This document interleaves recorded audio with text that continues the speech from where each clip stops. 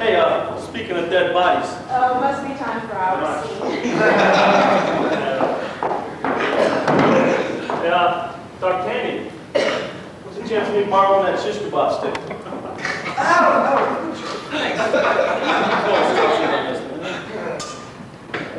Yeah, don't poke yourself, Blind. I got a cold right here, thanks.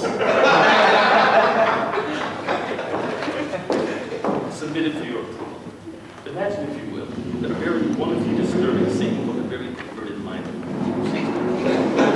You're reading the Shakespeare, though.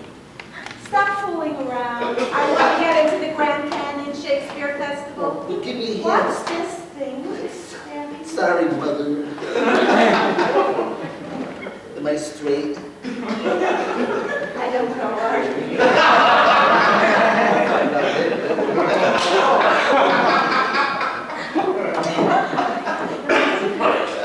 My name is Molly Stone, and I'll be performing the role of Lady Anne in Richard III. And I am Richie Mullins, and I will be performing the role of Richard III.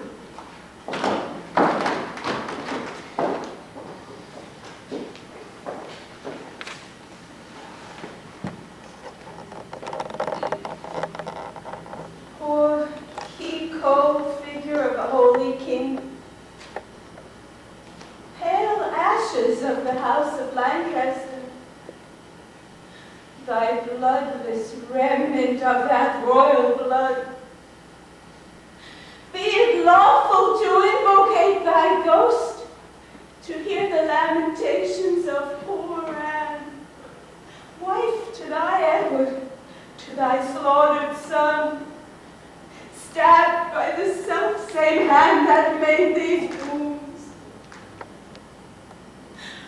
Lo, in these windows that let forth thy life, I pour the helpless balm from my poor eyes. Oh, cursed be the hand that made these fatal holes. Cursed the heart that had the heart to do it. Curse the blood that let this blood from hence. More direful hath betide that hated wretch that makes us wretched by the death of thee, than I could wish to adders, spiders, toads, or any creeping venom thing that lives. If ever he have child, abortive be it, prodigious and untimely brought to light, whose ugly and unnatural aspect would fright the hopeful mother in the view, and that be heir to his unhappiness. Oh, if ever he have wife, let her be made as miserable by the death of him as I am made by my poor lord and thee. Stay, you that bear the corpse, and set it down. Avaunt, thou dreadful minister of hell! Thou hadst but power over his mortal body, his soul thou canst not have, therefore be gone. Sweet saint, for charity be not so cursed. Foul devil, for God's sake, hence, and trouble us not. For thou hast made this happy earth thy hell, filled it with cursing cries and deep exclaims. If thou delightst to view thy heinous deeds, behold this pattern of thy butcheries. Lady, you know no rules of charity, which renders good for bad, blessings for curses. O villain, thou knowest no law of God nor man, no beast so fierce, no some touch of pity. But I know none, and therefore am no beast. Wonderful when devils tell the truth. More wonderful when angels are so angry. Vouchsafe, divine perfection of a woman, of these supposed evils, to give me leave by circumstance, but to acquit myself. Vouchsafe, diffused infection of a man, for these no evils, but to give me leave by circumstance, to curse thy cursed self. Fairer than tongue can name me. Let me have some patient leisure, to excuse myself. Fouler than heart can think thee. Thou canst find no excuse current, but to hang thyself. By such despair, I should accuse myself. And by despairing should thou stand excused for doing worthy vengeance on thyself, which didst unworthy slaughter upon others. Say that I slew them not. Then they are not dead. For dead they are, and devilish slave by thee. I did not kill your husband. Then he is alive. Nay, he is dead, and slain by Edward's hand. In thou foul throat thou liest. Didst thou not kill this king? I grant ye. Dost grant me, hedgehog? Then God grant me too, thou mayest be damned for that wicked deed. The fifth. He was gentle, mild, and virtuous. The fitter for the king of heaven and heaven. He is in heaven, where thou shalt never come. Let him thank me that hath sent him thither, for he was fitter for that place than earth. And thou unfit for any place but hell. Yes, one place else, if you will hear me name it. Some dungeon. Your bedchamber. Ill respite the chamber where thou liest. So will it matter, till I lie with you. Oh, I hope so. I know so.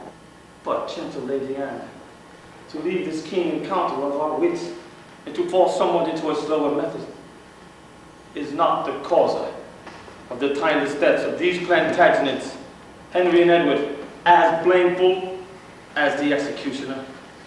Thou art the cause and most accursed effect. Thy beauty was the cause of that effect. Thy beauty which did haunt me in my sleep to undertake the death of all the world so that I might live 1 hour in your sweet bosom. If I thought that, I tell thee, homicide, these nails would rend that beauty from my cheeks. These eyes could never endure so beauty's wrath. You should not blemish it if I stood by. As all the world is cheered by the sun, so I by that. It is my day, my life. The black night or shade by day, and death by life.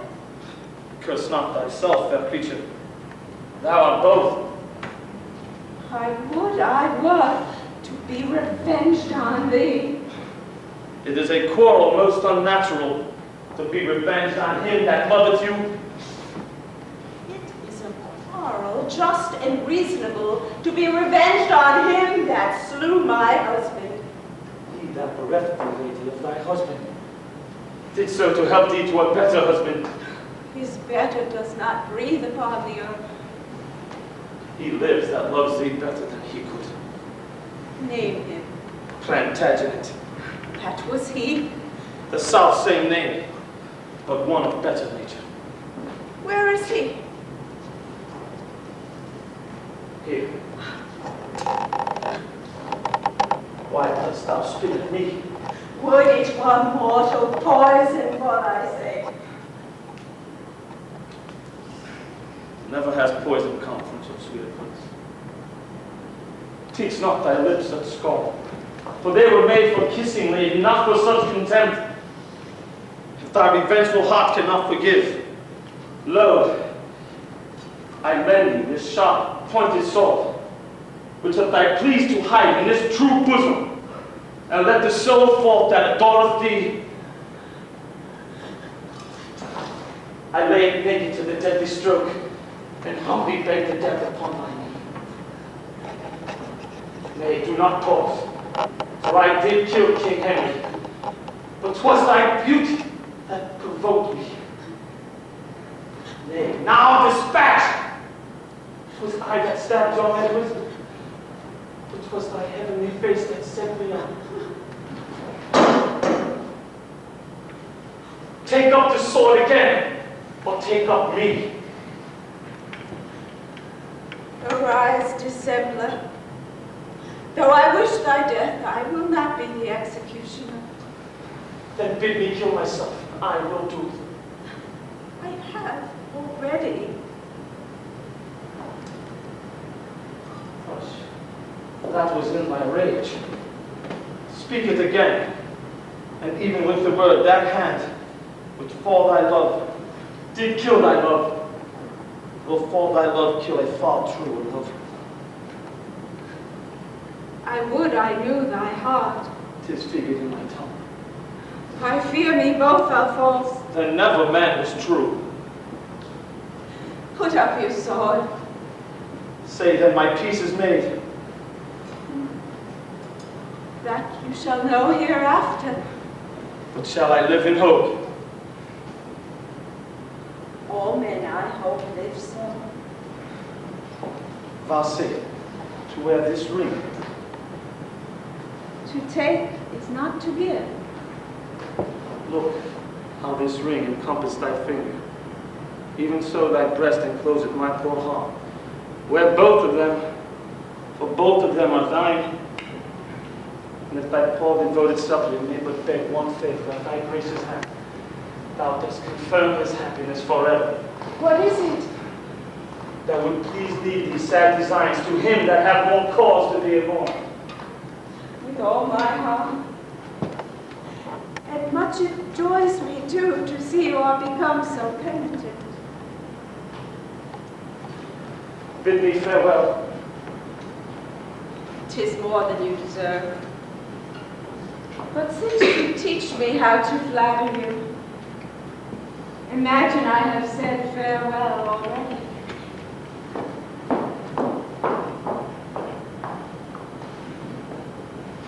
Was ever woman in this humor wooed? Was ever woman in this humor won? I'll have her, but I won't keep her long. What? I, that killed her husband and his father, to take her in her heart's extremest hate, with curses in her mouth, tears in her eyes, the bleeding witness of her hatred by, having guarded her conscience in these bars against me, and I, nothing to back my suit at all but the plain devil in dissembling looks. And yet, to win her, all the world to nothing! Ha! I do mistake my person all this while. Upon my life she finds, although I cannot, myself to be a marvelous proper man. I will be on charges for a looking glass, and entertain a score or two of tailors to study fashion to adorn my body. Since I am crept in favor with myself, I will maintain it with some little cost. But first, I'll turn yon fellow in his grave, and then return, lamenting to my love. Shine out, fair sun, till I have bought a glass, that I may see my shadow as I pass.